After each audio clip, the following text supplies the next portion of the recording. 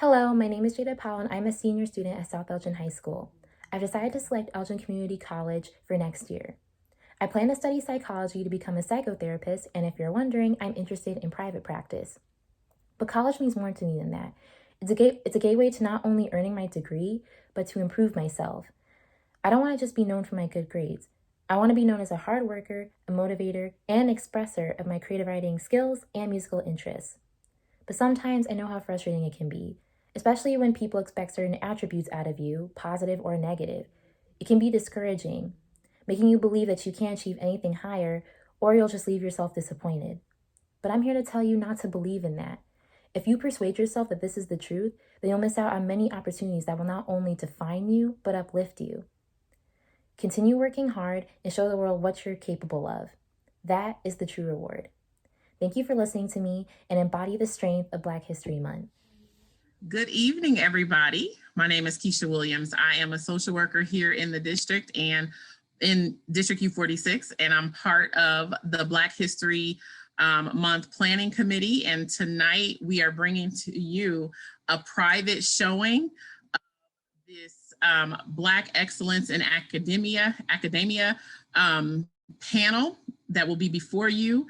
The Black History Month Planning Committee is a group of educators in the district who are putting this together for you. And so you are welcome to put your questions in the chat. We will make sure that our speaker for the night is able to get to those questions and get those questions to our students. We have college students here with you from HBCUs. We have U46 seniors here with us. We have alums here with us, and we have a magnificent, dynamic speaker in the person of Miss Brittany Barber. So without further ado, I'm going to turn my camera on because y'all didn't come here for me, but we're going to let Miss Barber take over. So thank you guys and welcome. All right. Good evening, everybody. I hope that from your homes, you are feeling the energy that we are about to bring tonight, because it's going to be a really exciting conversation. So as she said, my name is Miss Brittany Barber. I'm a speaker and an educator. And I'm really excited to get out of the way as well, because we have some bright stars that we're going to highlight tonight. So we have some alumni here. We have some current high school students. We have HBCUs in the building. And it's so exciting, right? It's so appropriate to do this in Black History Month, right? It's the month that affirms that we're not a people that came out of thin air, right? We have a history about us. We have a weight to us. And what's so exciting about HBCUs is these are schools that didn't just come out of thin air, right? They have some weight to them. They've withstood fires and riots and all types of different things, right? And produced some of the greatest people on this planet, some of which you see before you right now. So I would like to kick it off by having those who are on our panel just introduce yourself. If you could share your name, the school that you attended or currently attend, and let's say, and if you're currently in school, your year that you're in right now. Dr. Coleman, why don't you kick us off? All right, Deshawn Coleman graduated from Alcorn State University, where the air is a little bit cleaner, the grass is a little bit cleaner, and the water is a little bit sweeter, and you just feel as though you're a little bit closer to heaven. That's Alcorn State University in the great state of Mississippi. I am employed at Elgin Community College, where I am an administrator, and I am delighted and pleased to be with you tonight. Gotta love the HBCU pride. And then I believe we have Miss Journey. If you could let us know who you are. Hi everyone, my name is Journey. I'm a sophomore at Howard University. I don't know how to introduce my school as well as Dr. Coleman did, but I will say it's a great school and I'm really excited to showcase some of that today. See, that's okay, Journey. Excellence speaks for itself, right? Sometimes it don't even take all that. That's okay. All right, and then Miss Kaylee, you're up next. Hi, my name is Kylie. I'm a freshman nursing major, and I attend Tuskegee University, which is the pride of the swift growing South. And yeah, that's me. Thank you so much. And then we have Davion. Hey guys, my name is Avion Sherwin, and I'm currently a senior at South Elgin High School. Thank you so much. And then I want to make sure I have all of the panelists, right? Am I missing anybody?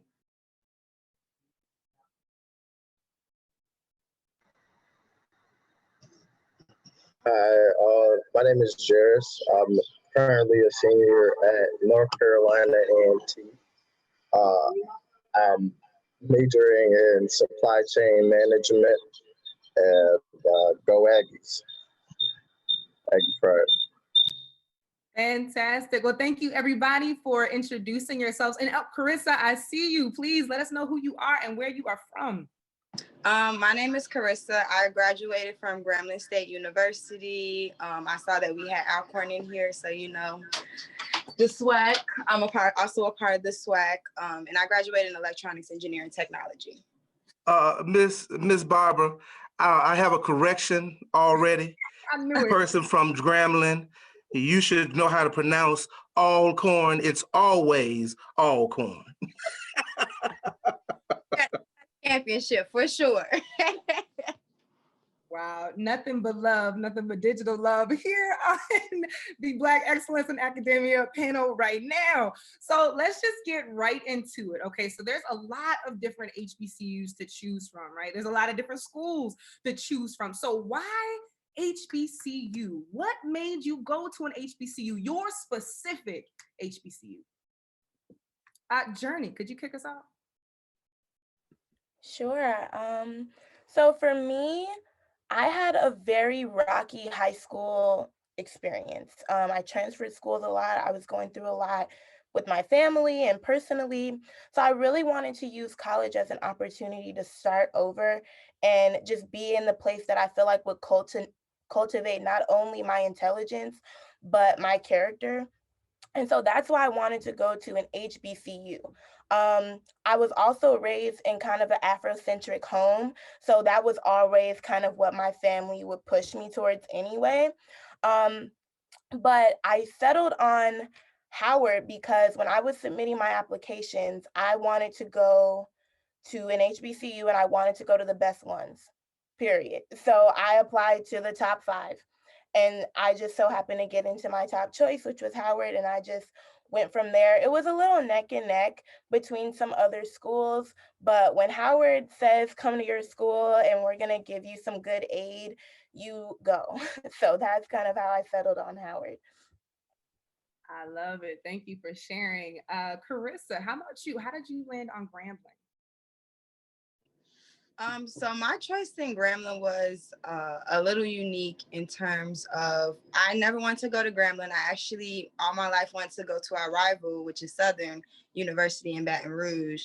And my senior year came up. I always knew I wanted to go to a HBCU, especially I did transfer into the school I graduated from, South Elgin, when my junior year, and I just didn't have the best high school experience at South Elgin. So it was like I really wanted to go to a HBCU to kind of get the experience that I kind of wanted out of my high school that I kind of never got. Like I felt like I didn't get the help that I would have liked from my teachers and everything. And I was like, well, maybe if I go to a HBCU, I can experience that a little bit better than I did in high school, since my high school, my latter half of my high school year was really rocky. So I was originally supposed to go to a community college on a basketball scholarship, and that fell through. So then my parents were like, well, it was like a month before school, and my parents were like, well, we have to get you in college. Like, we have to get you in school. You just can't sit home this fall. So they applied to some schools. My older sister, she went to Grambling already, and they were like, well, you already applied, so you have between Grambling and Southeastern. And I was like, well, everybody had already been in the group chats and everything, and they knew each other from spending the whole summers together. And I was like, well, I'll just go to Grambling because my sister was there. So I just chose to go to Grambling. And then when I went to Grambling, like the name for our school, everybody calls us Gram Fam. And I really went down there and I got a sense of a family. Like I was 12 hours away from home, but it didn't feel like I was away from home. Like I had friends that surrounded me that really helped my adjustment from going from a city to the country. They helped me transition very well. And then I would say that the biggest thing that kept me at Grambling was my department. The support that I got from the department head, the teachers, and even like the students and everything, the upperclassmen, like that was just unmatched. Like I never experienced anything like that. I even dropped out of school my sophomore year and I ended up joining the military. And my teachers, the department head, and even the secretary in the department office, like they were like, you have to come back to school. Like you have to make sure that you come back. And it was just super supportive. So I was like, I have to come back to the school because I don't feel like I'm going to receive the love and the support that I do, especially being so far away from home anywhere else. So that's why I got to Grambling. That's why I chose to stay at Grambling. Thank you so much. I didn't go to a HBCU, but I heard great things, and I love HBCU. So I love that even when you left, they were like, no, we still got you. So I love that. Is it Jairus? I don't want to ruin it. Could you share your story of how you chose NCAT? Yeah. So pretty much coming out of high school, I applied for the universal HBCU scholarship where it sends it out to all of the schools. And I had heard back from some of the smaller schools, like I think Langston, Lincoln, a couple of the small schools. And I was like, I don't know if I really want to do that, just be away from home. And a lot of these schools are like in the middle of nowhere as well. So I was like, maybe I'll stay home, maybe, 2 years at community college, go to NIU, stay closer towards home. But then I also saw the opportunity that all my sisters were, presented once that they left home and they branched out and went out to these HBCUs. So I came down to about my top three were Southern, of course, because I guess that's just in our family. Our father had graduated law school from there. Jackson State and North Carolina A&T. I went to visit. I had been to A&T a couple times because me and my sister, we made nationals for USATF, and they hold the nationals there every year. So I kind of was accustomed to A&T, and I kind of had a feel for what it was. It was one of the bigger HBCUs. But I ended up going to Jackson State my freshman year because they gave me a STEM scholarship. I had started off as a computer science major, but at Jackson State, I didn't really, I wasn't really feeling myself. I wasn't like, I kind of felt like I was alone. So I had contacted my sister Kamaria, who unfortunately couldn't get on today. She was at A&T and she was Miss Sophomore there. So she was like, hey, come out for Easter weekend. I'll show you around. I'll show you some of the people here. I got a group of guys that they said they're willing to let you into their friend group. I got introduced to them, and in one weekend, within I would say 24 hours, I fell in love with the school. And at that point, I knew that A&T was for me. Just throughout my journey at A&T, though, the feeling of being a part of a family, school pride, academic success, and Aggies after school going and doing big things at big companies like Google, YouTube, Microsoft, all like it was just it made me really excited, and that's what kind of pushed me to stay at the HBCU. And I'm glad I made the decision. It was probably one of the best decisions I ever made in my life, honestly, truly. Right, until you meet your future wife, right? Yeah. Thank you very much for sharing. So I actually I want to switch up the question for Kylie and Dr. Coleman.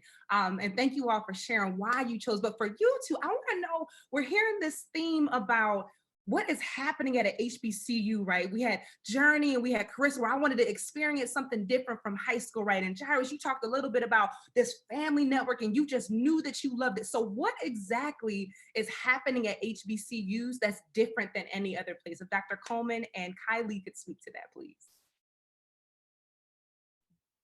I'm a gentleman. Kylie, you want to go first? Yeah, I can go first. At an HBCU, I just feel like that there's a lot of HBCUs are really diverse, but I particularly came to HBCU because I love seeing Black people succeed, and I felt that an HBCU will perfectly captivate that. So yeah, that's why I feel HBCU does differently than other schools? Thank you. I would echo what Kylie had just shared. I would say when you think of an HBCU, think of the legacy, think of the tradition. Journey just actually stated that she didn't know how to introduce herself about her school. Only thing she had to do is say Vice President of the United States of America, and that would say it all. So it's things, there's individuals and the legacy that HBCUs have. One thing that our Grambling night actually stated would be feeling as though we're amongst family. When I went to Alcorn State, it was to the point that as soon as I put my foot on the green grass, it was to the point that all of us belonged there.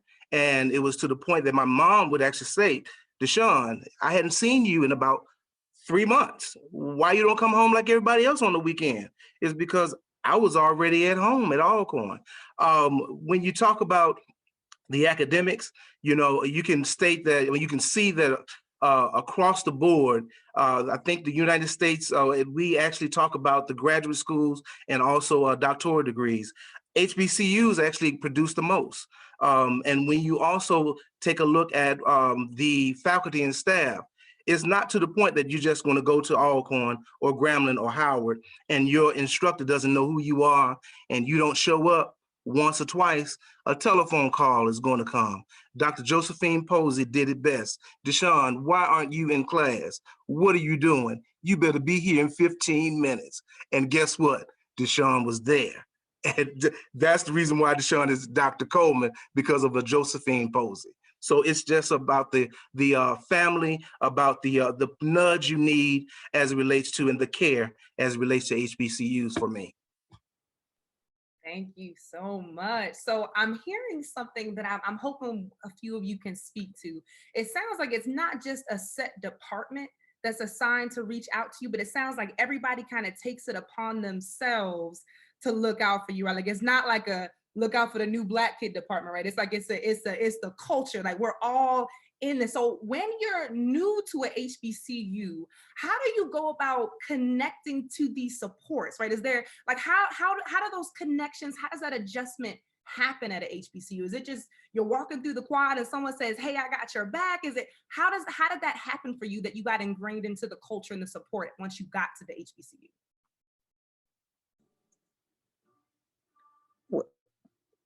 I guess my name is Crystal Bush, and I just kind of want to share. I am the parent of 4 HBCU college attendees, and 3 out of the 4 have already graduated, and 2 of the panelists are my children, which I'm very proud of. But what I want to speak about is what you just asked. What they did for my daughter, I could share the experience with Kamaria, even though she isn't on. She was actually a scholarship winner. She won the 4-year scholarship, alumni scholarship, and they had a honors. They invited her to an honors weekend where she actually got to see the campus and was able to talk to financial aid. We were able to talk to actual professors in every department. They make you feel like you are a part in that they want you. And this was prior to her winning her scholarship. So it made her, and it gave her a drive to really push to get this scholarship or a scholarship, because we knew how hard it would be to have her move to a different state, because there's out-of-state fees. But the other thing about HBCUs, they're affordable. So I was blessed to have 4 of my children in school at the same time. So when you're looking at that, it's family, but they also do make you feel like they got your back because they want to see you succeed. And I'm also a graduate of a HBCU, Xavier University of Louisiana, that has 98% of their graduates attend or are accepted to medical school. Just had to shout out. Thank you so much. Before I move on to the next question, does anybody else want to speak to what that adjustment period was like, how you got brought into the culture at your HBCU? I guess I could speak on that too, because when I first came to Grambling, like I said, it was really late on.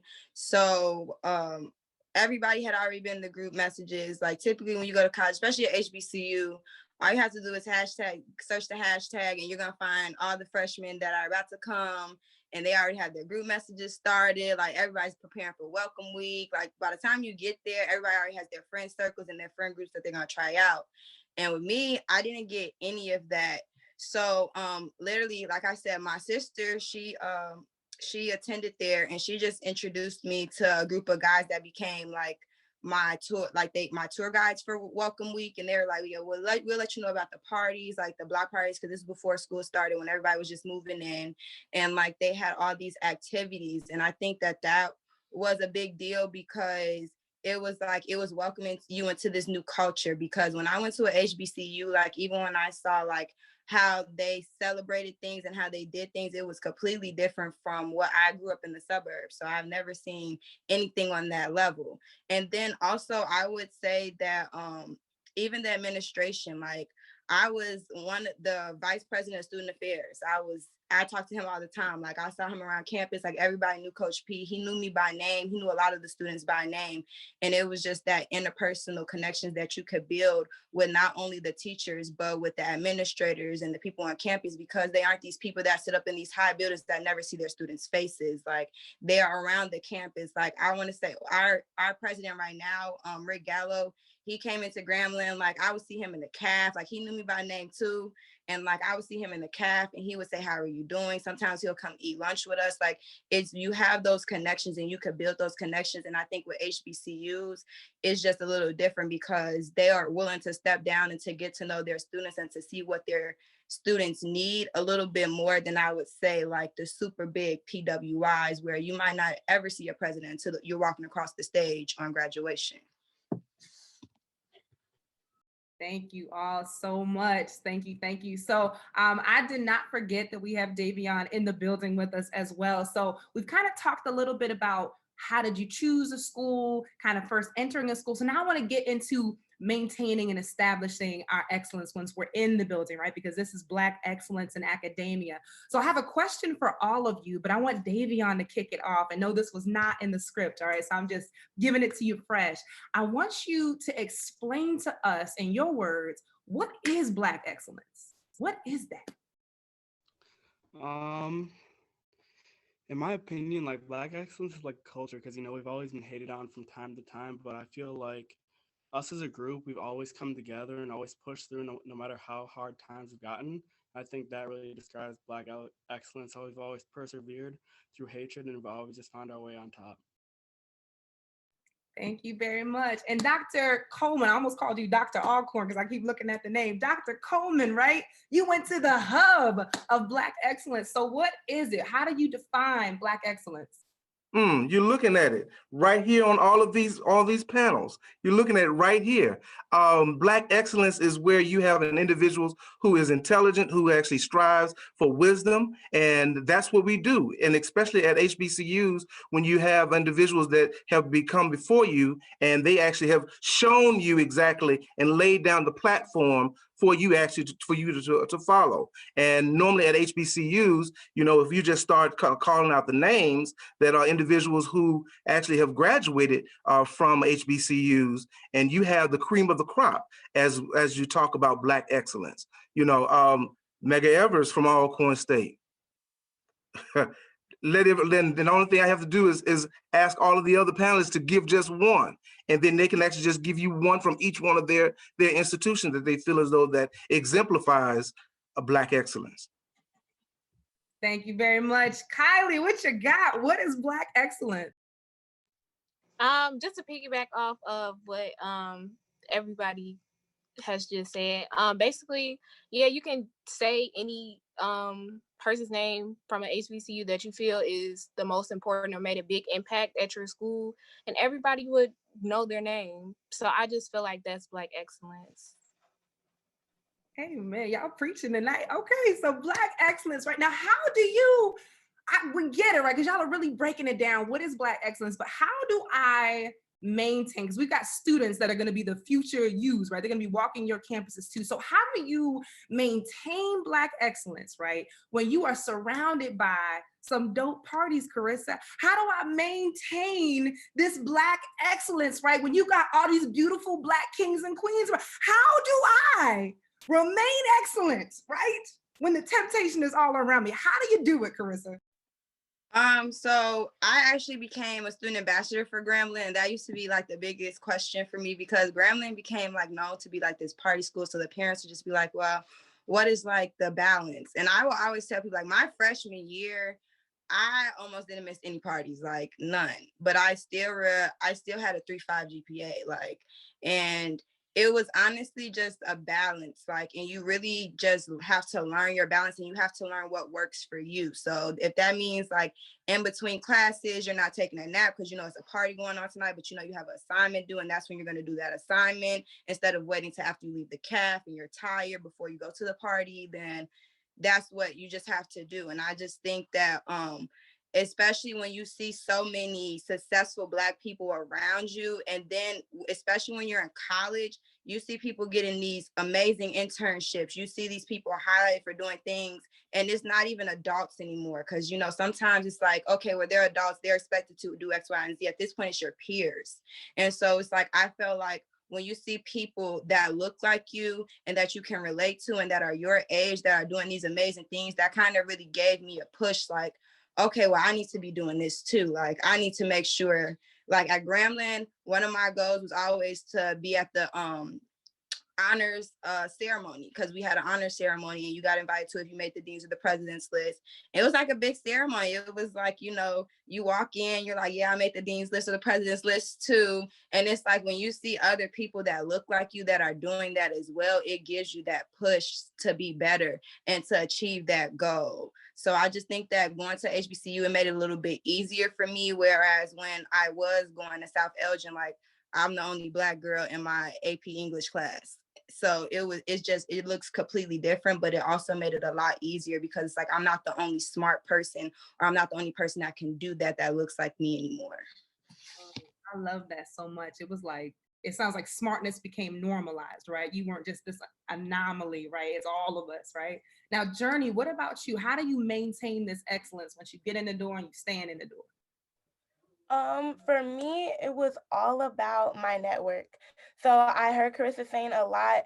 One thing about HBCUs is we do know how to have a good time. Like our homecomings are legendary because we know how to celebrate. And I think that just speaks a lot to the struggle of Black people and how we do rejoice. We've always done that. Even when things were bad, we always took time to celebrate. And so I think that's something that's really ingrained in the culture of HBCUs, but also taking care of your business is ingrained in that culture too.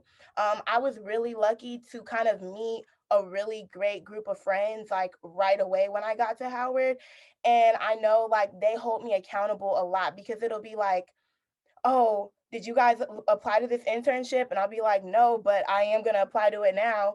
Or did you update your resume? Like, come to this resume workshop with me. And now we're all at a resume workshop working on our resumes together. There's been times like you definitely have to balance where I'm like in the Uber on a way to a party or a gathering and I'm doing an assignment, you know what I'm saying? And still getting hundreds and still getting A's and things like that. And I think that that's something that you'll notice is like the standard, you know, having friends to hold me accountable, because being at school is hard, but especially amidst the pandemic, it's definitely a challenge. So like I'll be having a bad day or I'll be feeling down, I might not want to go to class, but my friend who I have a class with will be like, get up, let's go to class, or log into this Zoom link and come to class and be present. And I think that as a community, we do a really good job at holding each other accountable. So the responsibility isn't all on you to maintain this academic excellence, because it's ingrained into the environment that lifts you up to excel. I love it. You live it and you breathe it. So you brought up a really good point, Journey, about COVID, right? And this impact that COVID is having on the excellence, right? And maintaining the excellence, right? And so Davion and Jairus, I wanted to ask you, what are the things that you did even in high school, right? So Davion, the things and the habits that you're establishing now, Jairus, the habits that you established in high school that you felt like prepared you for college, and that Davion, that you feel like are going to prepare you for college, because we have eighth graders watching. So what are the things and the habits they need to know to be prepared for where you're at and where you're going to go? I could go first on this one. So I just think, well, my big thing is just staying organized and staying on top of things. Uh, my mom and my sister could tell you I'm a freak of routine. So once I get in a routine of things, uh, once I got like a schedule down, it was always I'm in a routine. You know, I have free time to do this. I have free time to do this. But just staying organized and staying on top of your things, taking care of business, but then at the same time balancing it out with the play too. You got to have fun at the end of the day. So yeah, I would just say the number one thing I learned in high school that I took into college, I can actually attest to. I'm not sure if they have the Avid class at in the schools anymore, but Avid, like it taught me how to take organized notes. It taught me how to write in my planner, how to organize my things, just so I wasn't all over the place and I could, you know, sit down and be as efficient as I could in the time, you know, in my time dedicated to, you know, grinding it out. So yeah, just I would just say being organized and staying on top of things was a habit that I, you know, brought from high school to college, and you know, it's helped me even until this day.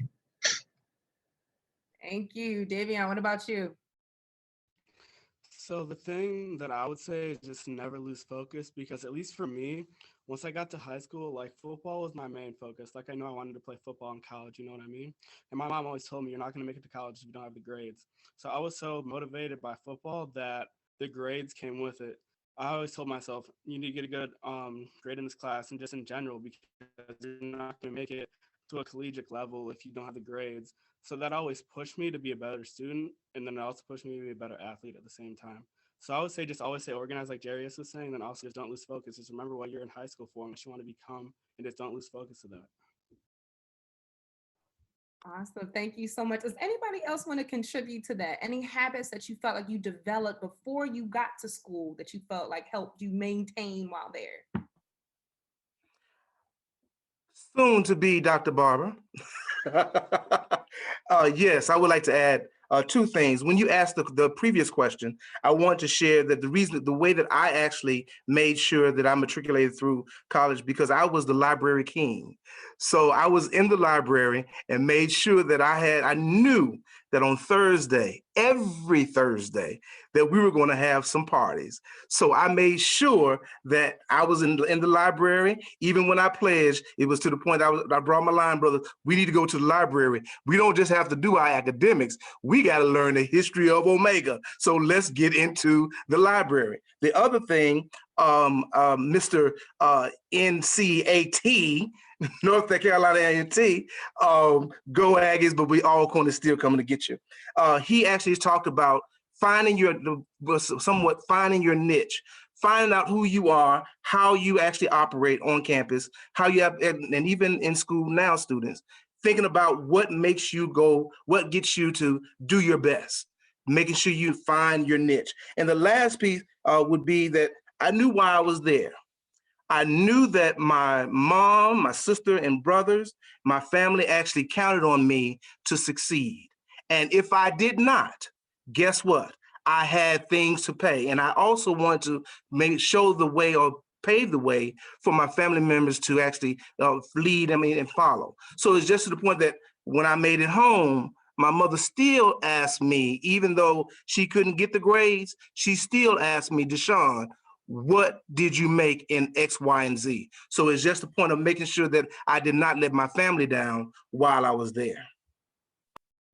This is good stuff. I hope students that you are taking notes Dr. Coleman, you said something so rich, right, about finding, you knew while you were there, right? And so I'm thinking right now of the student who is, let's say they're introverted, right? Let's say I don't know my way. Let's say, you know, I don't want some random teacher to walk up to me talking about how are you, because that would just freak me out. And that's okay, right? So can you guys give us some tips on what institutional supports are at HBCUs, right? What departments, what supports that they could be looking for to kind of get into the thick of things, right? Kylie, do you have any resources you could recommend? I would say like get involved in clubs that you know that you have or things that you are interested in. On campus, there are gonna be different activities or events that are going to be held. And if you find like an interest in those events that are going to be held, you can go to those things and you know, you can meet people, network, and you know, try to, you know, branch out to, you know, find your you.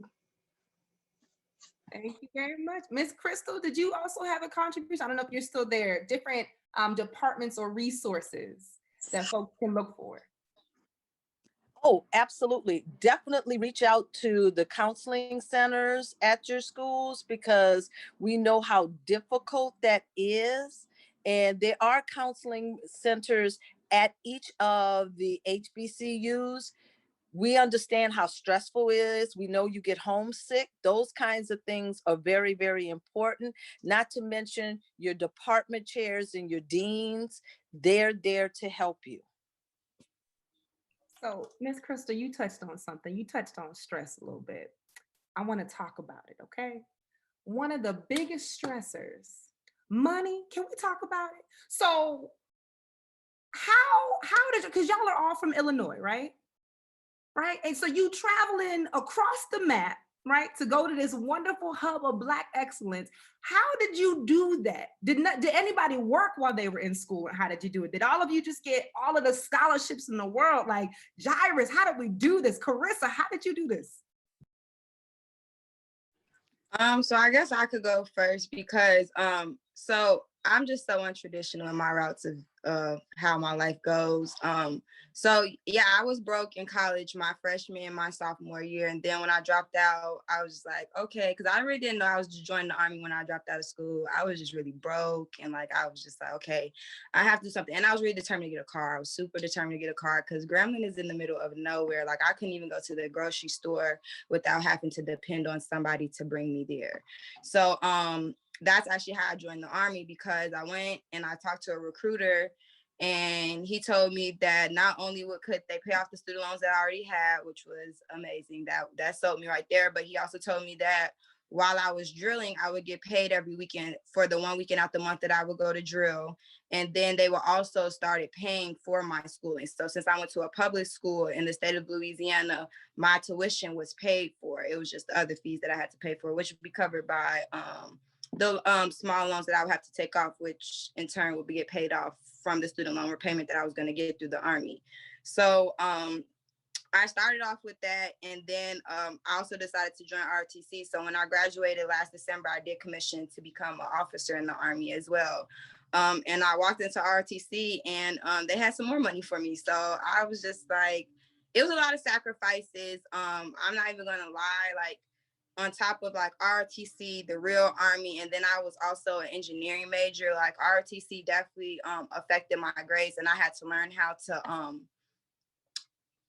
to compromise with that in terms of like because they required a lot in terms of me being certain places, and we had PT every morning at 5 o'clock, and I'm like, well, I'm an engineering major, so sometimes I don't go to sleep till 3, and I'm not getting any sleep, so I had to learn how to compromise and how to talk to people in that aspect. But yeah, I honestly just went out and I sought ways to make money so I could stop calling home to my mom because she got tired of my calls. She was telling me I was asking a little bit too much.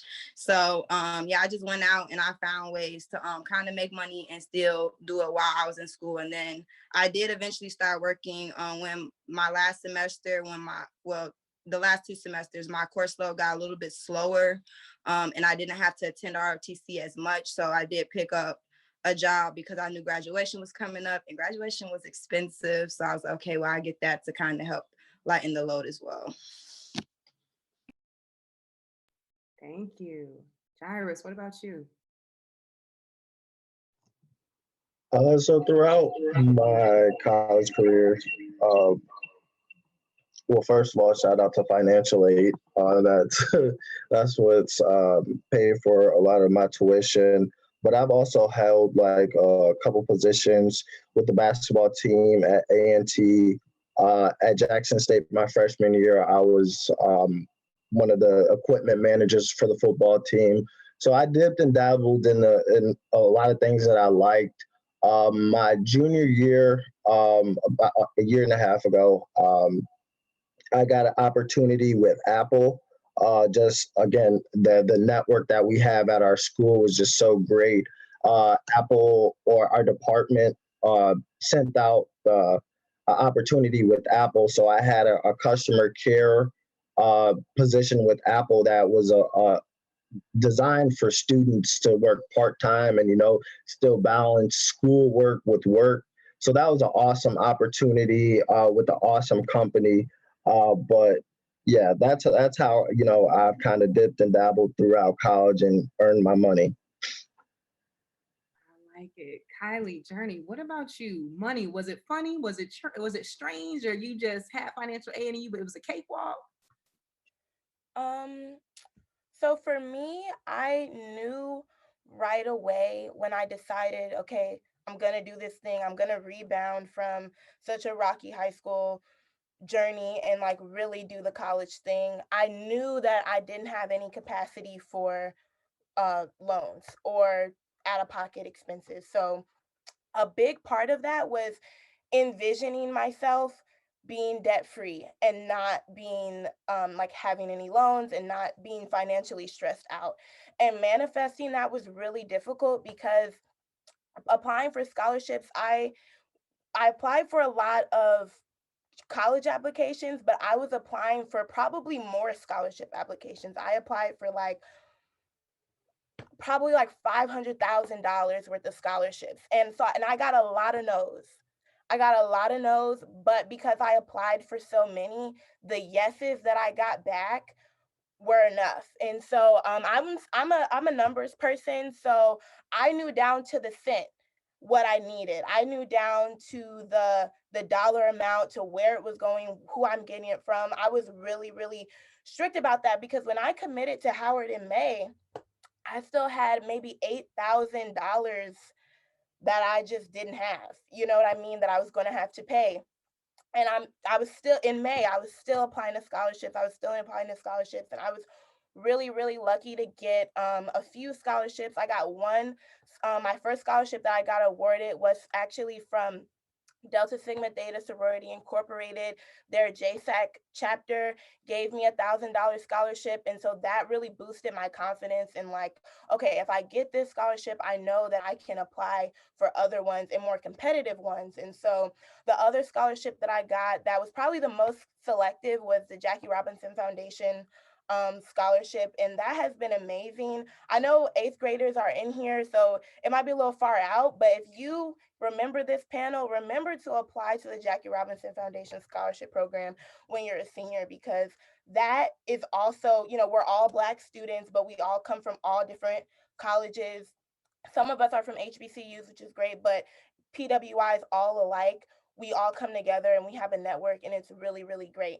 And they cover a very nice portion of my tuition.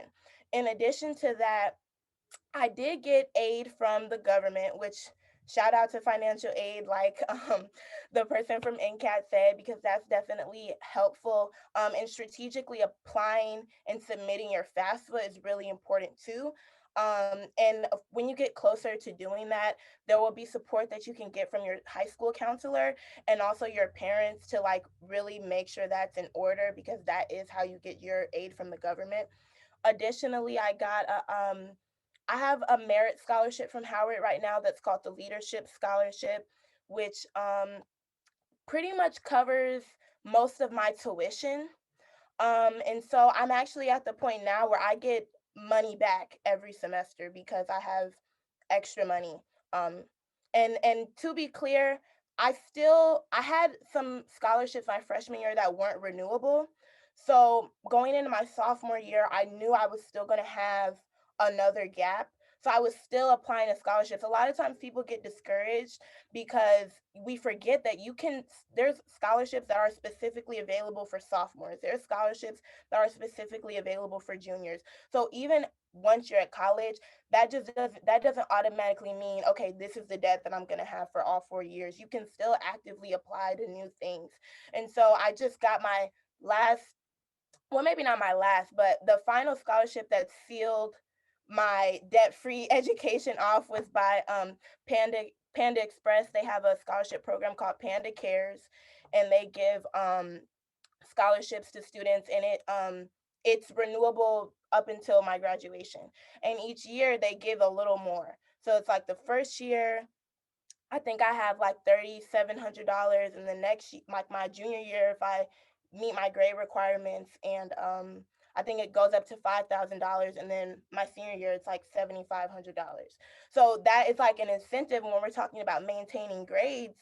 For me, that's the only incentive I need, because if my GPA goes below a certain point, I'm going to be in debt. So it's pretty easy to keep your grades together when you know that your family is depending on you to provide your education for yourself. So I would just say, like, don't get discouraged. I know when I was applying, there was so much, if I hadn't been so determined individually to do this, and I would have let the voices of even like counselors, teachers at my school, peers, like, oh, HBCUs are too expensive. They don't give out a lot of aid. It's gonna, I wouldn't be where I am here today. So don't get discouraged by, oh my God, this is so expensive. And just start by tackling it down. $48,000 is the tuition for Howard, well, including everything. And that's a big number. But once you just start knocking it down, okay, $1,000 here, $2,500 there, you start knocking it down, it becomes doable. And I think that that's something like to remember, that it is doable. And if you're determined to get your education, you can do it. That was so good to me. Miss Crystal, what you got? I'm over here like, I needed that journey. That was good. Yes, that was fantastic. I just wanted to share because my daughter, Kamari, the one that's not on, unfortunately, graduated from Ncat, as I shared earlier. She has started just like you, Journey, started applying, and she applied for a lot of scholarships. Then she was blessed by getting that alumni scholarship that paid for her whole tuitions for the full 4 years. So she got a 4-year scholarship that also included, she had a book stipend as well as housing. So that was a phenomenal blessing to us. But she, just like you, she never stopped applying for more scholarships. And but it also started when she was in high school with the United Black Scholarship. So I want us to be encouraged. You 46 students, please, please, please apply for that United Black Scholarship. It's just an essay. All of my kids were able to, Jairus received a $500 scholarship from them. Every penny counts when you're going to college. And as you said, you continue applying for scholarships. She received the Link Scholarship, which was a reoccurring scholarship. So she got that scholarship until after her senior year, not to mention her other scholarships. So you can never ask for enough money because it's out there. And as long as you take the time and just write what they ask, sometimes you just have to fill out an application and it'll come to you. Don't forget about the Thurgood Marshall as well. If you're at certain HBCUs, the Thurgood Marshall Scholarship is a tremendous opportunity for our students as well. There is so much wisdom on this panel right now. Because what I'm hearing is don't stop doing what you did to get in, right? And if you want it, go get it. Like that blessed me. Okay, so thank you, all of you. Now, I do want to switch gears a little bit. And there is a current hashtag going on called the Then and Now Challenge. I'm sure that y'all have heard of it. So I want to do a little Then and Now Challenge with y'all, okay? So because we haven't heard yet in a little while from Dr. Coleman and from Davion, I want you to talk about who were you so for Dr. Coleman, who were you before you got to Alcorn? And who did you become after, right? So a little then and now, right? And Davion, who were you in 8th grade, and who are you now? Because you about to head up with the big dogs in college, right? So tell us a little bit about this transformation that has happened for you. Avion, sir, youth before beauty.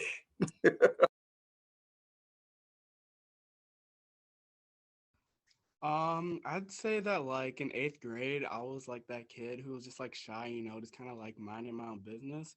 But after I got to high school, because what really helped me like talk to people and like be myself, be more confident, is that my freshman year I was playing varsity football with seniors, and even before I started high school, my freshman year, we had summer camp before, so I was 13 at the time because I have a late birthday, so I was 13 going up against like 17, 18-year-olds, so it was a bit scary. But as time went on, I mean, I met great friends, and then they introduced me to their friends, and it just made me more confident. And then I carried that through my whole years of high school. I just kept who I was, always stayed focused, and didn't really care what other people said because they don't know who I am, only I do. Talk about it. Okay, Dr. Coleman. So I wanted to be right behind Journey because she was dropping so many nuggets and golden nuggets. I was like, I need to be there right behind her. But I wanted to say behind her, it was this: students who are listening, if you do not have a pen, pad, something to write with, to jot down these notes, you are doing yourself a disjustice. And the reason why is because a number of things have been shared, and you need to have that information for future reference. So Deshawn Coleman, before he became Dr. Coleman, would be that I was driven by my environment. I did not want to continue the poverty that I was living in. So I was driven to make sure that when I went to college, I was going to graduate and I was not going back to my mother's house. I was driven to the point of making sure that I did what I needed to do in college to make sure that I was set and established enough to move to the next level. I was determined, and my wife is going to enjoy this because she likes when I share this. You are looking at a young man his mom was a single parent. She had an 11th grade education, 11th grade, because she had this beautiful child right here. And she made sure that we understood that education is the key to success. And even though she had 11th grade education, she has 6 children, 5 with the degrees, 3 with a master's degree and 1 with a doctorate. She made sure that we understood that there's a reason why I'm sending you to school, and you need to make sure that you succeed, and I'm not taking anything else. And that was who made me become as determined as I am now, and from then until now. So yes. Thank you for sharing. And the reason I asked, right, is because I wanted to make sure that those of you viewing can really see yourself in this. Sometimes we hear Black excellence and we see Black excellence, but it doesn't feel tangible yet, right? So Dr. Coleman, even sharing your story, right? Like, it's not like he didn't come from humble means. It's not like Journey got to school, right? It didn't have to still work to maintain and stay in school. Carissa's had a journey. Kylie's had a journey, right? So you should still be able to see yourself in this. And I've not gone to a HBCU. I just wanted to comment on this. I've not gone to a HBCU, but one of the things that I love the most about HBCUs is the fact that you have time now to see yourself, right? So when we go to predominantly white spaces, we are so doubly conscious, right, of we're Black, and then we're also being viewed. So all of this is happening. So I don't even have time to investigate who I am beyond who people see me as, right? So you go to a HBCU and you got this time, this space to be. So I was curious about who people became while they were at a HBCU. Miss Crystal or Carissa or Kylie, did any of you want to comment on who you became while at a HBCU? Yeah, I would actually like to comment on that. So anybody that knew me, like when I was at South Elgin, like when I was in high school, like I was really a handful, like, and it was just like, I felt like, especially like with being the only Black girl in most of my classes, and that just being the stigma that was placed on me, like it felt like I had an extra spotlight on me. And what I could really say about going to HBCU, I really became comfortable in who I am and where I come from and everything. And I didn't have to, and I kind of learned, like, even if I'm in these predominantly white settings, I could still be who I am. And it doesn't have to change. And I could still be as educated. I could still be all of that. Like in high school, like I used to hate when my teachers asked me certain questions because it's like, why are you asking me this? Like, and I really just did not enjoy it. But going to HBCU, I really found out who I was. And even like the growth that I obtained and the things that I did while I was at Grambling, like literally everybody seen so much growth for me from just going to a HBCU and really just becoming this person and this educated Black person who is surrounded by Black excellence. Like it's so many greats that come from HBCUs. And it was like, I really wanted to do that. And I was presented with these amazing opportunities, like just from being in the ROTC program at Grambling. Like literally I stumbled across an internship going to the department. I was at an internship at the Department of Energy, and it literally happened because I walked into the office at the right time. And one of the commanders at the time, he was like, Bush, you're a STEM major. You want to go to DC for the summer, a full it's paid internship. They're going to be paying you great money, this, that, and the other. And I went out there. And my mentor, she was also a successful Black lady who worked at the Department of Energy. And she went to HBCU. She went to PV, which is also in the SWAC Prairie View A&M in Texas.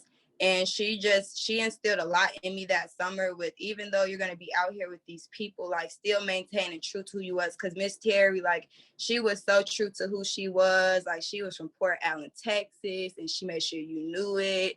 And she was so true to who she was. So it really just inspired me going to HBCU that no matter where I am, I could be at the head of a boardroom, but I could still be true to who I am and where I come from. And I didn't have to switch that or like go into a shell for anybody.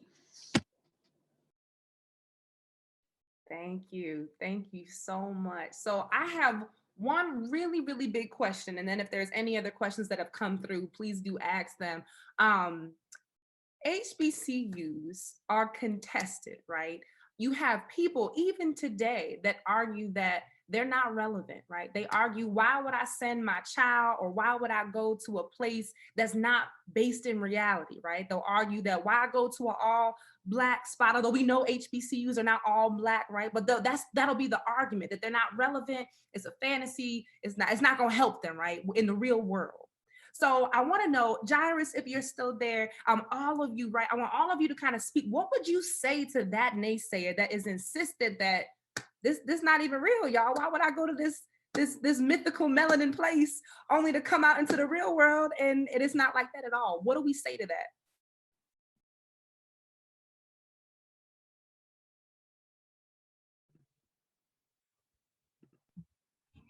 First and foremost, I wouldn't speak to a person who actually has that mindset. And the reason being because they just don't know exactly what they're talking about when they talk about a historically Black college or university. That is not true, can't be true, because of the number of individuals who have created and invented things that come from an HBCU. The reason why HBCUs exist is because we were not allowed to go to other schools. That's the reason why it exists. And when I chose to go to Alcorn, even though I was accepted into Morehouse, my mother told me, nobody stays in Atlanta, so you're going to be too far, so you need to go down to Alcorn. But anyway, I was going to go to a HBCU, and the reason why is because growing up in the Deep South, there was stigmatisms that were still at predominantly white schools. I did not want to commit myself to that. So it works both ways. But as an HBCU grad, I would not, and a PWI grad, because I received my doctorate at Northern Illinois University, which is the PWI, I would say that a person who had that type of mentality and stated that to me, I would leave them because I don't need to be in their presence to speak of an HBCU in that manner.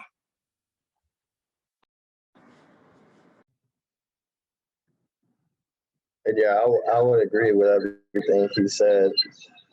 HBCU is just more than a school to many Black students. It's history. It's learning about yourself. It's learning about your history, and it's also being around the future of Black professionals. And again, that's kind of just what we just feed off of each other. And that's what, it's not a fantasy at all, you know,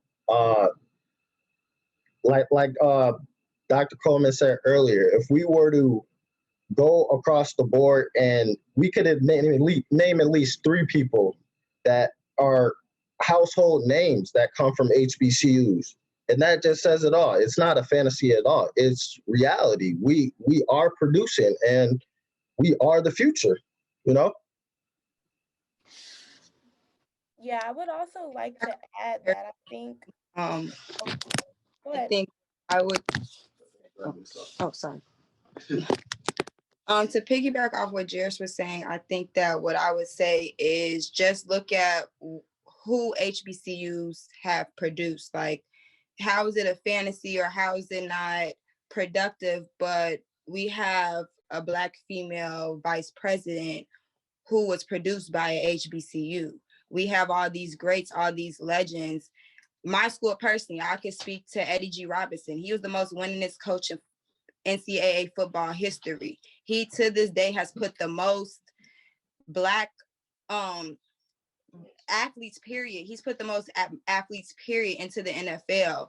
And it's just like, when you look at the history, and I would say somebody like that is just ignorant because they haven't looked at the history and they haven't even attempted to look into the history of HBCUs, because HBCUs, they're called historical Black institutions and colleges for a reason, because we have so much history and it's so rich in history. And I would tell that person that they need to look into the history for one, and they also need to look into who they are, because if you don't know how important HBCUs are, then you really don't, how can you really know yourself and know your history? Because so much of the history has come from HBCUs. That is so true. And I just want to add that I think when you're at as someone who went to PWIs, and now I'm at an HBCU, and I've also went to predominantly Black high schools and middle schools, I think that when you're at a PWI, we get in the habit of shrinking ourselves to fit into like the role that they've carved out for us. And I think because of that, we're warped into this thought process that we have to compete with each other and fight for this one Black spot at this company and this one position that's for a Black person at this company. And in 2021, that's just slowly but surely dissolving. We see Black people in leadership more than we ever have. Black women are the most educated demographic, period. And I think that going to an HBCU gives you the confidence to step into that room where you're the only Black person and not feel like you have to shrink yourself. And the more that a person can do that, the more that a Black person can break the glass ceiling, you know what I'm saying, for another person, that is going to increase the more visibility that we have in the professional world. We've always been here. We've always been doing the work. We've always been doing the research, inventing everything. It's just now it's no choice of us being seen. And I think that a lot of times people think that, oh, that's a fantasy. And it's like, no, Black people have always been pioneers in any field. You can think about a Black person who has pioneered and pushed something forward, and either their work is minimized because they're Black, or they're not acknowledged at all because they're Black. And I think that moving forward, going to an HBCU is a way to combat that. So to someone saying that's a fantasy, I think they, like a lot of people have already said, they just haven't done their history. And I just want to piggyback once again. We should always excel and share who those people are, because if we don't know our history, we are a people that will perish. So if we don't start sharing the positivity in our own communities, where we came from, we will not be able to sustain who we are as Black people. So I'm very proud to say that at Xavier University, we do deliver the most students that go to medical schools. They one of the first historically Black colleges that started a doctoral pharmacy program. So we deliver a lot of pharmacists, Black pharmacists through Xavier University, as well as their medical programs and dental programs. Alexis Herman graduated from Xavier University. Thank you very much. I appreciate all of your feedback. I asked because we did an HBCU fair a couple years ago, and that was a lot of questions that we got from both sides, from all different ethnicities. So I was glad to hear y'all proudly defend y'all territory. We do have 2 questions that have come through. The first of which is, someone said, I'm an 8th grader. I play soccer and volleyball. I want to really go to a HBCU and play my sport. What advice would you give to me? Do they have those teams at your HBCUs or at any HBCUs? The answer is yes. Yes. The answer is yes. And it would be pretty positive for more African Americans to take those scholarship opportunities, because I'm just, my observation at the HBCUs, we see our other counterparts that are getting those scholarships because they are Division I schools, and if they don't have anybody to fill those scholarships, then quite naturally they go to other people. So I would say definitely apply at HBCUs. I would agree with what my mom had to say. Just based off of like sports like volleyball, tennis, soccer, softball, baseball, a lot of those team rosters are filled up by counterparts that don't look like us. And a lot of those scholarships are going to them. And a lot of foreign exchange students who are also getting the opportunity to come over here to not only play sports, but to get an American education. And that, you can't beat that. So I think as a volleyball athlete, as a soccer athlete, HBCUs, again, like my mom said, are Division I sports. That says it all for you. If you can apply and you can get scholarships to go there, go there. And it'll be an experience, like we've all explained, that is life-changing and that we wouldn't trade for the world, honestly. And I just have one thing to say also when it comes to sports, and HBCU sports. We are in a very pivotal period where HBCU sports are changing and the way that people look at them are changing. I can even say in terms of my school, the only person in NCAA history to have 2 quadruple doubles is a female that attended my school, Shekyla Hill. She made ESPN. LeBron shouted her out.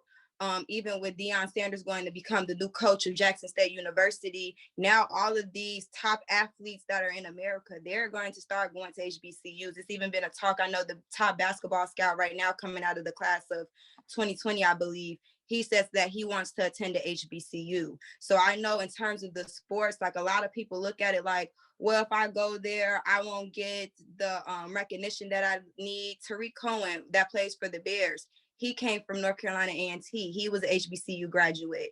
A lot of the people that I went to school with, that went to Grambling, they're playing in the NFL or they're doing well in whatever they want to do in their sports. So in terms of that, I would definitely encourage you that they have the sports for sure, and go to a HBCU and play your sport, and you could still go there and be successful in your sport and get where you want to go in your career.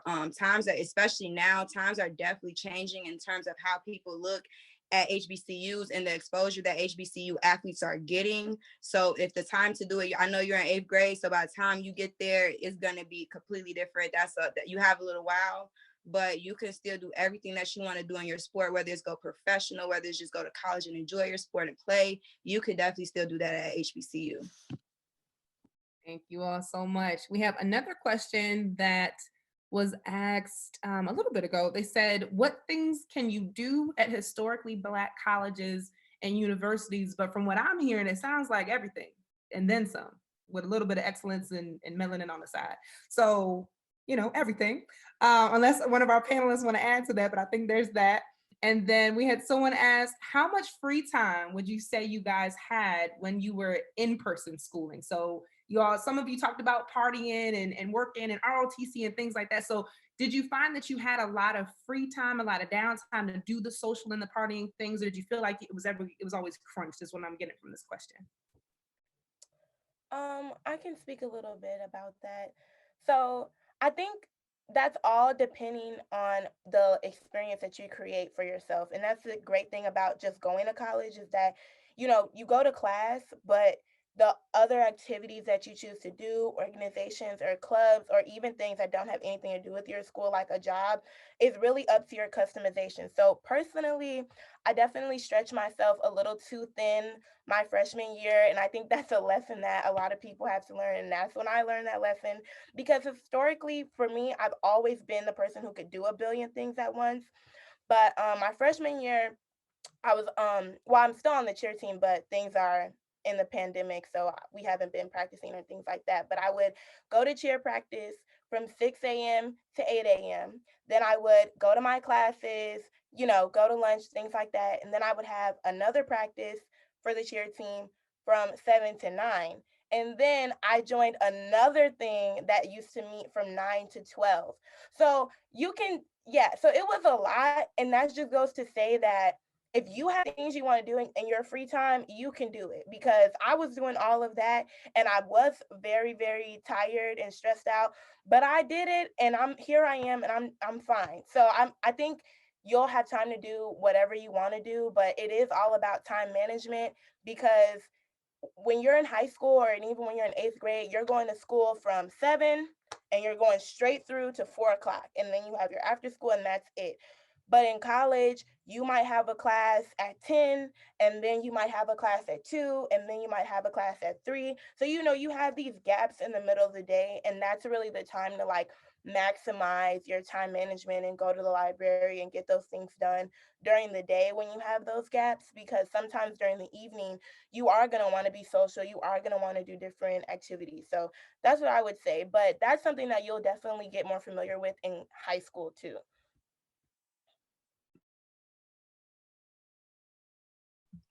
What I would add to that would be that once you get into college, you're going to have the opportunity to choose your professors, and you'll actually take a look at professor.com, and you'll actually talk to your peers and ask which professor to take, and that would also help you and guide you in how hard your class is going to be or how easy your class is going to be. And that's not only at a historic Black college, that's also at a PWI as well, because you actually will be able to create your own schedule, making sure you take at least 12 credit hours every semester.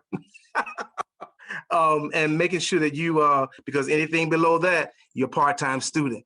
So you want to make sure that you do that. And that would also guide you as it relates to how much you have to study, depends on, for instance, university life. Yeah, I don't think you have to study much for that. But that physics class, I need to put in some hours in for that class. So it depends on the class that you're going to take and also the professor that you have for that semester or for the for that year. Thank you. We have another question that came in. The question is, are there any historically Black colleges that are great for someone pursuing music and the arts? I'm seeing some head nods. Yes. Are any of the schools that you all attend known for music, arts, anything like that? Oh, I know Howard. Miss Grambling is going to say something. Look, Miss Grambling is going to say a lot because of the world-renowned band at Grambling. I would say most HBCUs have a great music area, music and art and appreciation, or fine arts. I would say that you would more than likely have to research to find out which one that you would prefer and look into the history and the legacy of those different departments. But I know for sure that most of the representatives here, I can say that I know that they actually have a great music and fine arts department. Thank you very much. Now, follow-up question actually to that, Dr. Coleman, because I know that when you're looking for a school, you can start with, your guidance counselor and things like that. But how did you all go about researching your schools? Is there like a main resource that you refer to? Did you rely on family and friends? Did you really research all of the HBCUs? Like, how did you kind of figure out what schools you even wanted to apply to? And I know we talked about that a little bit, but just to kind of hit on, like, how'd you figure out how to find what you even looking for? You know what I'm saying? As I shared growing up in Mississippi, I knew that I didn't want to go to Jackson State. I knew that. I get into that, but not Jackson State. Mississippi Valley, it was too far away. It wasn't as good as Alcorn. Russ College. So think about it within the state. I looked at it from the state of Mississippi first, and then also neighboring states. So that's how I actually determined where I wanted to go. But my mother made sure that she already knew where I was going. So here it is. So that would be for me. What I would share with a student would be, first and foremost, take a look at your major that you're looking for. And then if that school has the major that you're looking for and the career that you're looking to pursue, that would be the best way of taking a look at it first and foremost. I like how Journey actually stated for her that she took a look at the top 5 as it relates to HBCUs. So there are different methodologies that you can actually do to make sure that you plant your foot on the best college for you. Could I just go back to the question about fine arts? I love Xavier University, but I definitely have to shout out Howard U, because Howard U is known for their fine arts, with Debbie Allen, Felicia Rashad. I can go down the list. Wait, was it like Wakanda Forever? Yep, Chadwick Boseman. That's right, Chadwick Boseman. We could go down the list of people, not to mention artists. Isn't her from there? Where did her graduate from? Or he went to high school? Maybe from DC though, or maybe she's from the DC area. But Erica Badu went to Grambling. I just want to say that I'm just feeling her vibe constantly. So when you're talking fine arts, that is where we come from. So realize that you can just take your time, figure out where you want to go demographically, meaning like, do you feel you can go far from home? If you can't, there's HBCUs within 5 hours of the Chicagoland area. So I want you to be very vigilant in exploring, because there's one. I remember when we were at the HBCU tour, when we had it at ECC, the person from it was in Missouri. She's begging for students to come there. So we have all these opportunities out there for you, and you don't have to be that far away from home. So I would say, I would challenge you 8th graders to really start researching, find out who and where are the HBCUs within this area. And then I would say, like Journey said, the top 5. What's your top 5? And see where they are. Thank you. Okay, if I could just piggyback off what she said real quick. So if I could go back in time and I would start all over, I think that I would start off, well, with my family, what we always did was we always went to like the big classic games. So we went to the Circle City Classic in Indianapolis every year. We used to go every year to see the HBCU plays. It's 2 HBCU football teams. They get picked to go up there. So we would see the game. We would see the Battle of the Bands. We'll see the Majorettes perform. My mom being from New Orleans, we go down every year for the Bayou Classic. So my school, Grambling, and then Southern, they play every year. And then even the Chicago Classic up here, you can go and you could kind of get a feel for those schools, because going to the Bayou Classic every year is kind of what made me want to go to Southern, because I used to see the girls out there. Like I would see like the college kids. I would see everything. I'm like, that's what I want to do. I really want to go to school. I really like this school. And I got hooked on Southern. Like I really wanted to go there. But then I will also say, once you kind of get a feel for the schools you think you might be able to fit into, the schools that you think you might like, go visit those schools for sure, because you might be interested in the school and like maybe write down your top 5, especially if there's 8th graders in here. I know this is what I get on my little cousin about. Like I told him, write me down your top 5 colleges and we're going to go visit those schools, because you might get there and it might not be what you think it is. So I like, especially start young, start early, start kind of trying to figure out like where you think you might want to go, write down those colleges, and maybe even like if just once a year, like while you're in high school, you go visit maybe 1 or 2 of them and you just see how the campus is, see what the requirements is to even get in, because every school does have requirements to get in. So you make sure that you're doing what you need to do on the back end as well. And then, then decide what you want to do with your life. And then also make a choice off of what school is going to be best for fitting for that as well. So if I could go back in time, that's how I would do it. So, yeah. Thank you very much. We've had a couple more questions coming in, so please keep asking. We've had a couple questions about specific classes that are offered at HBCU. So as far as acting classes, algebra, more acting classes, law classes. And from what it sounds like, from what you all are saying, what's offered at PWIs or schools that you would typically hear of, they're offered at HBCUs as well. And I think sometimes HBCUs, if people do know about it, they know about, Journey, you were talking about Beyonce, right? They know about the performance side. They know about the, you know what I'm saying, the sorority and fraternity side, but they don't necessarily know that these are serious academic hubs as well. So a lot of the classes that you want to take, you can find them at HBCUs, and even like some of the panelists here represents just some of the HBCUs. So you could even take notes about, write down Alcorn, Howard, write down Grambling, right, and Xavier, right, and go back and look and see, like maybe that's a starting point to see, do they have all of what you're specifically interested in? But I did want to bring in a panelist into the conversation. We have Daryl with us. Daryl, if you could just let us know your name, I just said it, but if you could let us know what high school you're from, and Davion and Daryl, could you let us know what are your future plans? What are we doing after high school? I'll go first. My name is Daryl, and I go to Elgin High School. And my plans for the future, really, I plan on playing football mostly for the next 4 years, depending on how far that can take me. But I plan on studying like communication or sports management, like majoring in those things, like a double major, to try to like graduate and then get my bachelor's degree and then go into business doing those two things. Okay, so I'm already committed for football to Drake University. It's in Des Moines, Iowa, and I'm studying biology, biochemistry, and molecular sciences. So that's my plans for the next 4 years, and hopefully I can get my bachelor's in biology. We have geniuses in the room, is what they just said. Slight work. All right. So nice to have you all with us.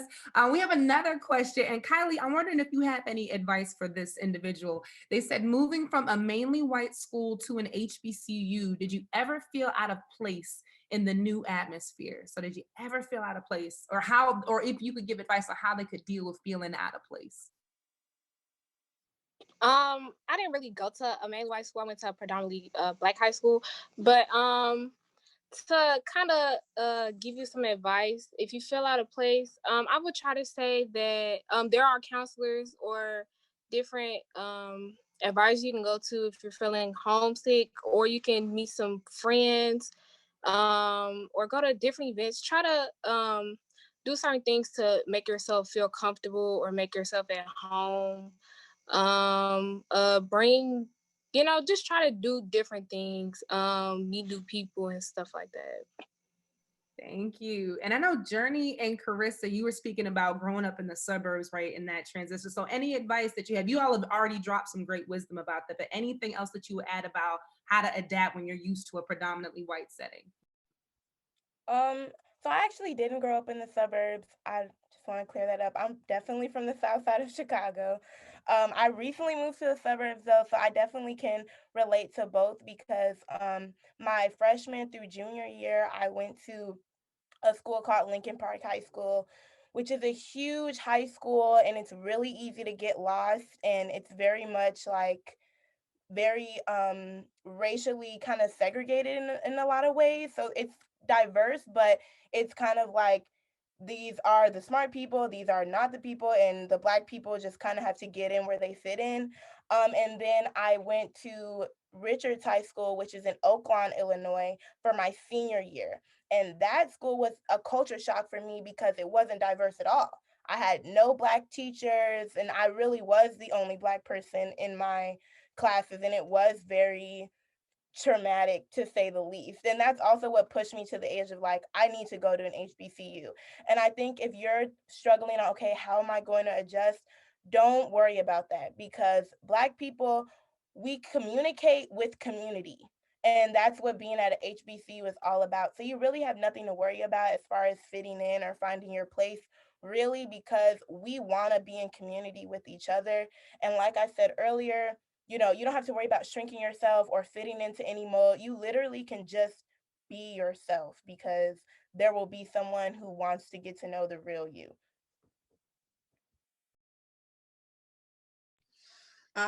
And just to follow up with what she said, honestly, once you go to a HBCU, like when you step on the campus, you're gonna feel so comfortable. You're gonna feel comfortable in your skin. Like the biggest culture shock I had to deal with, like I went to Louisiana and they dance kind of weird. Like that was the biggest thing I had to deal with, was like adjusting to like their culture, because it was kind of weird to me. But in terms of like fitting in and everything, no, it's like you're really gonna come on campus and you're literally gonna feel at home. You're gonna feel like you're around like-minded people who get like your day-to-day struggle. Like being African American, it's a lot of people, if you go to a predominantly white high school, that don't understand the day-to-day struggle of being African American. And when you go to a HBCU and you're around people, when you see that change, and where like you're going from the person who may not be understood, or your friends don't understand the struggles, or they don't understand the Black Lives Matter movement, they don't understand this, or they don't understand racial inequalities and stuff like that. And you go to people who really understand you, and they don't even have to know you to understand what it's like to walk in your shoes, you're gonna get a completely different feel. And I feel like you won't struggle with trying to fit in, but if anything, you're going to find yourself more, like we've been saying over and over again, because truly going to HBCU, you become comfortable with who you are. So then when you do go into those corporate settings and you could be the only Black person in that room, you're comfortable and you don't have to conform to this small bubble that they try to put us in, or you don't have to conform to what you feel like they want you to be. Thank you so much. And go ahead, Ms. Crystal. Oh, I just wanted to say, even coming from New Orleans, being from New Orleans and moving into what I recall at Xavier, we always had clubs.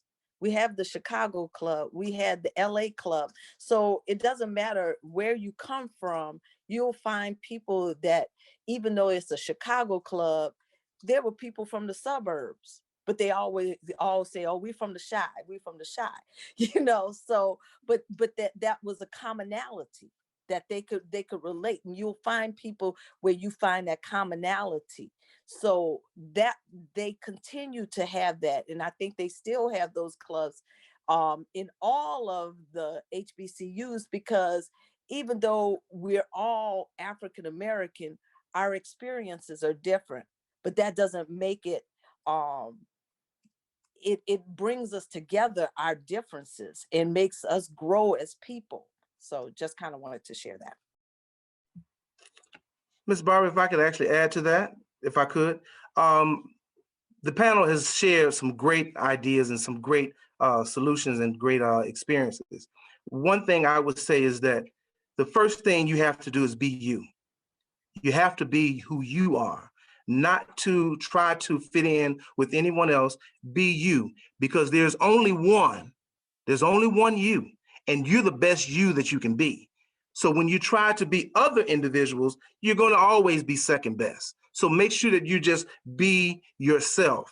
And one thing that I normally don't meet strangers. I just don't have that fear. I normally don't meet strangers. And one thing I would say, be it that in the professional realm, and that I am normally the only African-American in there, I just be myself. Be yourself. You know what you know. And also what Ms. Principal Crystal shared, find other individuals. There's a reason why the book was written, well, why all the Black kids are meeting in the cafeteria. There's a reason why. And the reason why is because you're going to gravitate to individuals who are like you. So when you're at HBCU, you got a whole melting pot that's just like you. So you just have to make sure you find the right individuals, because just like when you go to a PWI, when you go to a HBCU, you're going to have some good, you have some bad people. So you just have to make sure you choose the right ones to be around, and you just be yourself. Thank you, everybody. And we have one last question. It looks like if you have any more questions, please do put them in the chat or the Q&A box, excuse me. And I'd love to hear from our high schoolers on this, right? Because I feel like y'all will have some wisdom on this. Any tips on how to find a school when you're undecided right now? So any guidance on how they can figure out what they want, or how do you even find a school if you just like, I'm not gonna know till I go, you know what I mean? So what advice would you give?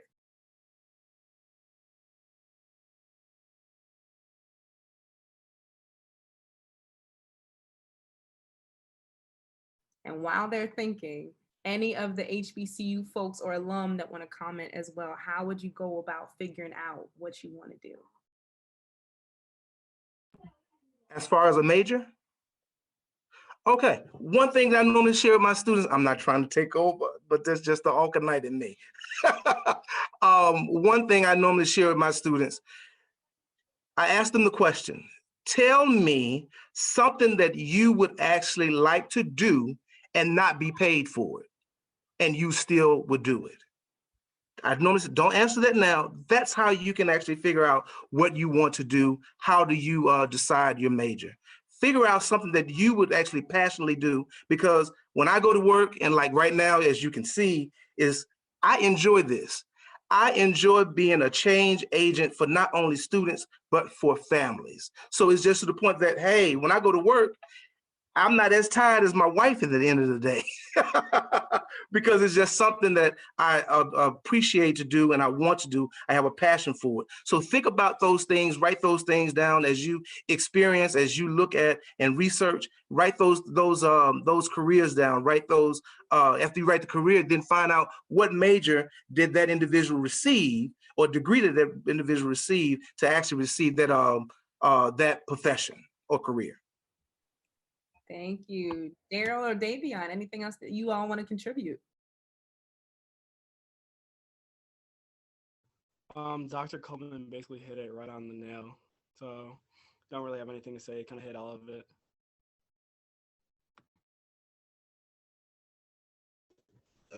To piggyback off what he said, like I was basically gonna say the same thing, except just like do something that you feel like you can do like for the rest of your life, to where it's like you would never feel like you actually going to work. It's more like a hobby or more like a just something you enjoy doing. It's like we already going to school and you got to learn about, you got to take classes for stuff that you already like don't want to do. So try to take a class to where you enjoy it and then get a job in it, and then you can do it for the rest of your life. And you never feel like you went to work, like, you know what I mean? We do know what you mean. Thank you so much. Now, there's no more questions in the Q&A, so I just want to ask one question that hopefully everybody can speak to. What's the one thing, right? The one, if you could tell your knucklehead self at 12 years old, remember this one thing, right? Do this one thing, this one piece of academic advice, excellent advice, networking advice, clothing advice, maybe your clothing choices for off. I don't know. What is one piece of advice that you would give your middle school self to remember going forward for your college life? What would you tell them that you wish you knew? One thing. That's hard. One thing. Be fearless.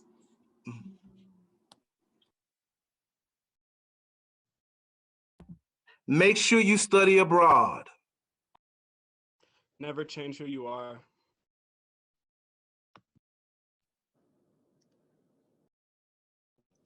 Be mindful of the people that you surround yourself with, because they're in turn are ultimately going to affect you and how serious you take things. I would just say I used to play the clarinet, and I wish I never quit the clarinet because Showtime is our like band at Howard, and I always think they are so cool. And I always think like if I never quit the clarinet, I could have been in Showtime. So if you play like whatever hobby you have, try to stick with them. It's okay to grow out of stuff, but try to stick with what you are already doing. Yeah, I gotta agree with Journey. Um, as you go through college, there's a lot of people with a lot of different crafts, and they create their own businesses throughout, whether it's cooking, doing eyelashes, nails. So I just kind of wish I stayed with like a craft that I had, whether it was running track or playing the bass. You know, that's really cool. You know, like I wish I knew how to play the bass nowadays, because you know, that's just something you would, you know, could carry throughout your life.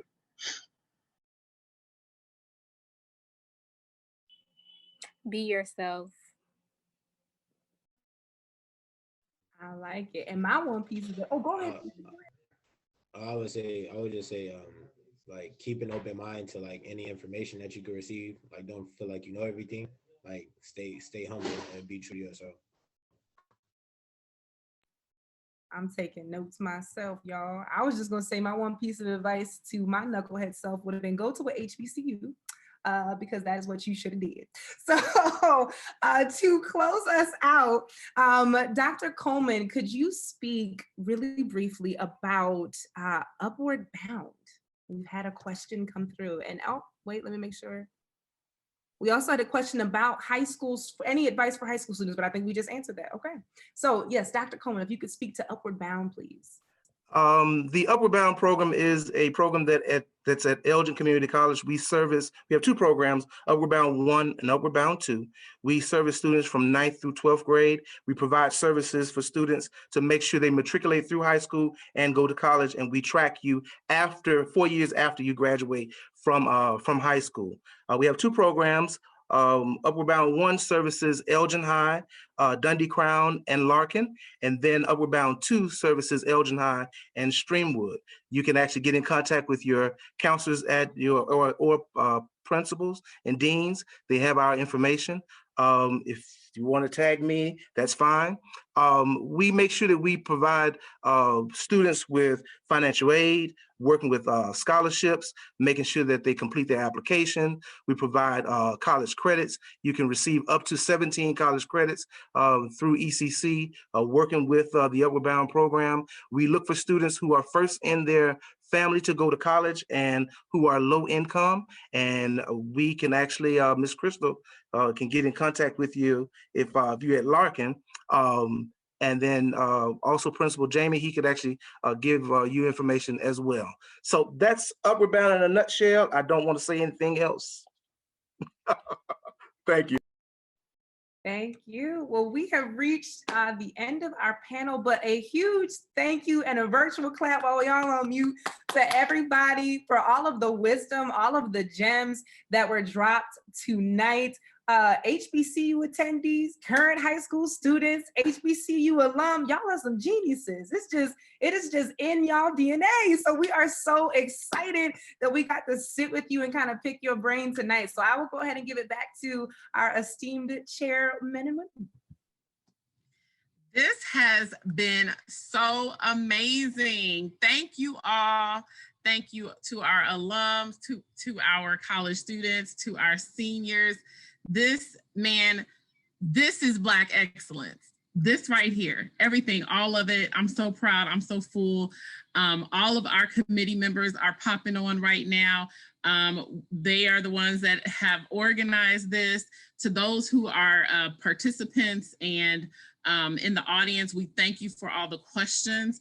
We want to make sure that everybody knows that on February 25th, many of you are going to be on this screen being honored for your excellence, for your courageous willingness to speak up And so we are just really excited.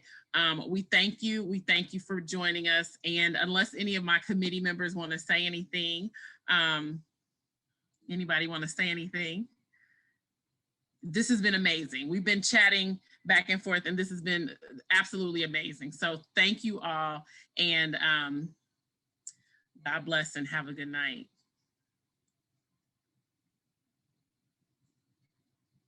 Hello everyone, my name is Taylor and I'm currently a senior at Streamwood High School. I plan on attending DePaul University and their 5-year program to obtain my master's degree. I want to major in finance and business administration, and I have hopes of becoming a marketing agent or a financial advisor because I one day hope to help people manage their money, and hopefully one day I'll get to start my own business. And for my advice, I advise you guys to just not be afraid to take risks, because growing up I always told my mom that I was gonna do this and do that, and I did do everything that I said I was gonna do, but I may have not been good at everything, but I still did it because I was willing to take that risk. And even though I failed, I got back up, dusted myself off, and learned from it. So don't be afraid to try new things and not be good at it, because you're not gonna be good at everything, guys.